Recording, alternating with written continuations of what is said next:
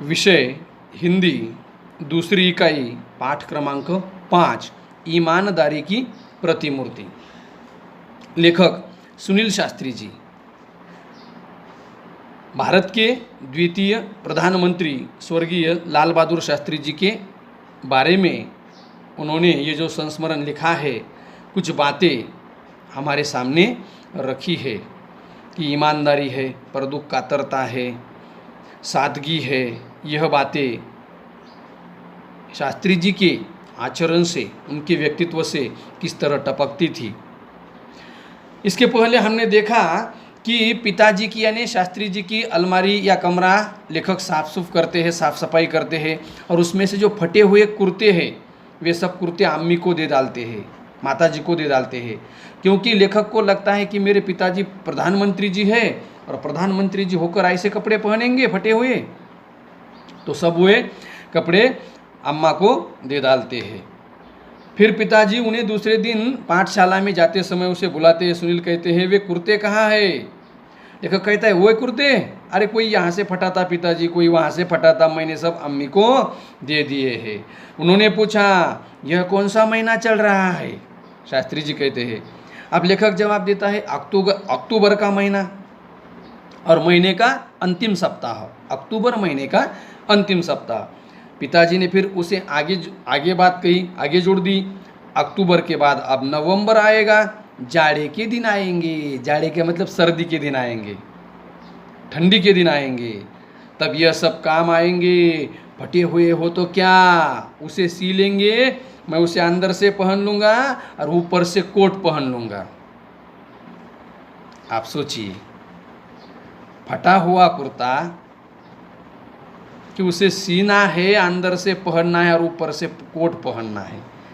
आज आप सोचिए कि राजनीति में आने वाले जो लोग हैं, आज के राजनीति में आने वाले लोग हैं जो बहुत छोटे छोटे पद पर है, जैसे गांव के मुखिया है, सरपंच है, तालुका है या तहसील है, यहाँ के है या जिले के है, और ऊपर की बात तो छोड़ ही दीजिए कि जो मुख्यमंत्री है, मंत्री है, उनकी तो बात अलग ही है। क्या ऐसा जीवन बिता सकते हैं क्या? नहीं, वो तो छोड़िए। आज आम आदमी भी इस तरह से विचार नहीं करता, तो ये लोग क्या विचार करेंगे? तो अब बाबूजी कहते हैं कि नवंबर का महीना आएगा, जाड़े के दिन आएंगे, ठंडी लगेंगी, तब मैं उसे पहन लूँगा, ऊपर से कोट पहन लूँगा। मैं देखते रह गया कि बाबूजी क्या बात कह रहे हैं। वे कहते ही जा रहे थे, क्या कह रहे थे, ये सब खादी के कपड़े हैं, बड़ी मेहनत से बनाए हैं हमारे लोगों ने, इसका एक एक सूत, इसका एक एक धागा काम आना चाहिए। अब यह नहीं, मुझे याद है मैंने बाबूजी के कपड़ों की तरफ ध्यान देना शुरू किया था। क्या पहनते, क्या किफ़ायत से रहते। मैंने देखा कि एक बार उन्होंने अम्मा को फटा हुआ कुर्ता देते हुए कहा था। भारत के प्रधानमंत्री जी ने अपना फटा हुआ कुर्ता अपनी पत्नी को दिया है, और क्या कहते हैं, इनके रुमाल बना दो, इनके क्या कर दो, रुमाल बना दो, इनके रुमाल बना दो। बाबूजी का एक तरीका था जो अपने आप आकर्षित करता था। वे अगर सीधे से कहते, सुनील तुम्हें खादी से प्यार करना चाहिए, तो शायद वह बात कभी भी मेरे मन में घर नहीं करती। पर बात कहने के साथ साथ उनके अपने व्यक्तित्व का आकर्षण था। क्या कहते हैं लेखक, कहते हैं बाबूजी का एक तरीका था जो अपने आप में आकर्षित करता था। यदि अगर वे सीधे से कहते, अरे सुनील तुम्हें खादी से प्यार करना चाहिए, तो शायद यह बात समझ में नहीं आती। तो खादी से प्यार करना चाहिए, इसका मतलब इससे देशभक्ति उनके अंदर की दिखाई देती है। तो फटे हुए कुर्ते स्वयं उन्होंने पहने हैं, और कहा है कि इसे बनाने के लिए क्या क्या कष्ट झेलने पड़े हैं हमारे लोगों को, तो इसका एक एक धागा काम आना चाहिए। और यही बात उन्होंने स्वयं पहले आचरण में लाई है और फिर मुझे सिखाई है, फिर मुझे वह बात पढ़ाई है।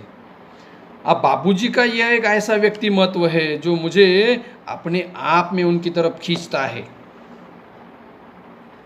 उनके प्रति आकर्षण मुझे इसी बात का था।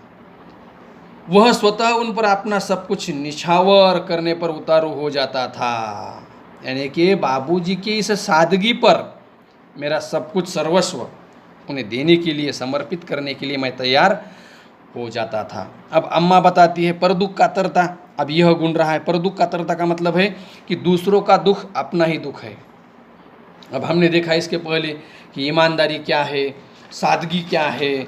जैसे ईमानदारी गाड़ी चलाते, सादगी उनकी सरलता, सच्चाई, स्वयं पैसे, निजी यानी निजी हेतु के लिए गाड़ी चलाइए तो पैसे देना है, ये सरलता है, ईमानदारी है, सादगी है, सच्चाई है, ये बातें हैं। अब अम्मा बताती है, अब अम्मा ने जो बताई है बातें, उसमें से उनकी परदुख कातरता, किसका मतलब है दूसरों का दुख अपना दुख। माँ बताती है कि शादी में मुझे केवल 5 ग्राम के सोने के गहने आए थे। कितने? 5 ग्राम के सोने के गहने। लेकिन जब विदा होकर मैं रामनगर आई तो वहाँ मुंह दिखाई में मुझे गहने मिले। मुंह दिखाई की रस्म होती है, नईली जो दुल्हन होती है या वधू होती है, उसका मुख देखने पर कुछ ना कुछ देना पड़ता है। तो मुझे गहने मिले, सभी रिश्ते वालों ने कुछ न कुछ मुझे दिया।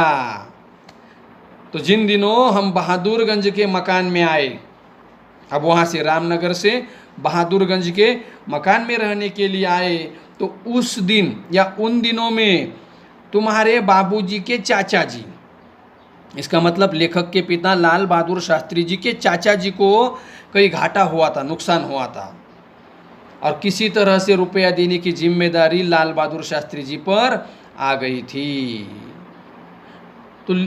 तो अम्मा बताती है कम से कम शास्त्री जी ने यह तो पूछना चाहिए था कि भाई किस में घाटा आया है, किस तरह से घाटा आया है, घाटा क्यों आया है, और पैसे मुझे क्यों देने हैं।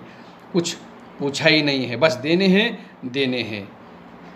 एक दिन तुम्हारे बाबूजी दुनिया की सारी मजबूरियां और सारी मुसीबतों को समझते हुए उन्होंने हमसे गहनों की मांग की, क्योंकि गहने दे दो, गहने बेचेंगे और चाचा जी को पैसे दे देंगे।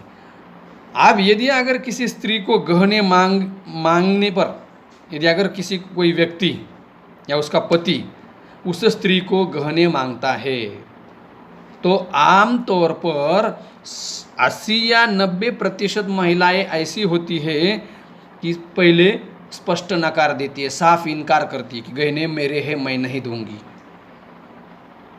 बची हुई कुछ होती है, जैसे 7-8% है, 9% है, तो बेचारी कहती है कि किस काम के लिए चाहिए, क्या काम, यदि अगर ऐसा हो सकता है तो ये मैं दे दूंगी। और कोई 100 में से 1% महिला ऐसी होती है कि जो पति ने मांगा है और बिना हिचकिचाहट पति को दे दिया है।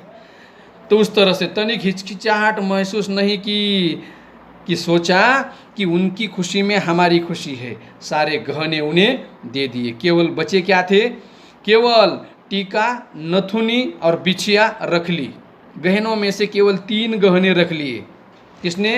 अम्मा ने। कौन से? 3 गहने रख लिए। क्या नाम है उसके? टीका है, नथुनी है और बिछिया रख ली, क्योंकि वे सुहाग वाले गहने थे।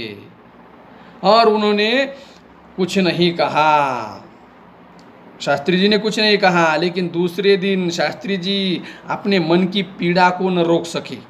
कहने लगे कि जब तुम मिर्ज़ापुर वापस जाओगी और जब रिश्तेदार कहेंगे कि तुम्हारे गहने कहाँ है, तो तुम क्या कहोगी?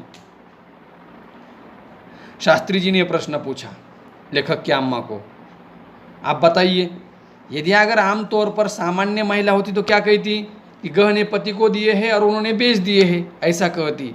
तब यह क्या कहती है? अम्मा कहती है, हम मुस्कुराई और कहा, उसकी चिंता आप न करें, हमने पहले ही बहाना सोच लिया है। जब रिश्तेदार हमें पूछेंगे कि गहने कहाँ है, तो हम कह देंगे कि गांधी जी के कहने पर हमने गहने पहनना छोड़ दिए हैं। गांधी जी के कहने पर हमने गहने पहनना छोड़ दिए हैं, तब कोई आशंका नहीं करेगा कि गहने कहाँ पर है। कुछ देर तक बाबूजी चुप रहे, फिर बोले, तुम्हें यहाँ बहुत तकलीफ है, फिर शास्त्री जी अपनी पत्नी से कहते हैं कि तुम्हें यहाँ बहुत तकलीफ है, बहुत समस्या है, मैं तुम्हें अच्छी तरह समझता हूँ कि तुम्हारा विवाह एक बड़े घर में, अच्छे घर में, सुखी परिवार में हो सकता था, लेकिन जब जैसा है वैसा है, लेकिन अब जब जैसा है वैसा है। तुम्हें आराम देना तो दूर रहा, तुम्हारे बदन के सारे गहने भी उतरवा लिए। तब लेखक की अम्मा बोलती है, यानी हम बोली, आपने जो गहने बेचे हैं वह तो गहने ही हैं, धातु के गहने हैं, पर जो असल गहना है वह तो आप है। क्या कहती है लेखक की अम्मा, यानी लेखक के पिता लाल बहादुर शास्त्री जी से कहती है, असल गहना तो वह है। कौन सा? आप जो है तो वही मेरी असली गहना है, हमें बस वही चाहिए, तो हमें आप ही चाहिए। तो आप उन गहनों की चिंता न करें, समय बदलता रहता है, जब समय बदलेगा तो फिर गहने बन जाएंगे। सदा ऐसे थोड़े दिन रहते हैं, सुख दुख तो आता जाता रहता है। तो इस तरह से लेखक सुनील शास्त्री जी ने अपने पिता स्वर्गीय लाल बहादुर शास्त्री जी की जो ईमानदारी है, सादगी है, सरलता है, सच्चाई है, पर दुख कातरता है, तो इन सभी गुणों को हमारे सामने रखने का प्रयत्न किया है। और भली भांति हमें यह भी समझना है कि एक व्यक्ति भारत के प्रधानमंत्री पद पर रहकर यदि अगर इस तरह से रहता है, अपना जीवन बिताता है, तो ज़रूर हमें इसमें से कुछ सीख लेनी चाहिए।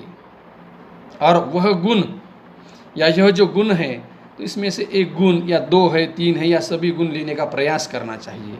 और यदि अगर हम में से कोई लाल बहादुर शास्त्री की तरह थोड़ा सा भी आचरण करता है, तो समझ लीजिए कि इस पाठ की सफलता इसी में भी आ गई है। अब इस पाठ का स्वाध्याय लेखन आपको करना है। आगे का पाठ आगे की वीडियो में देखेंगे।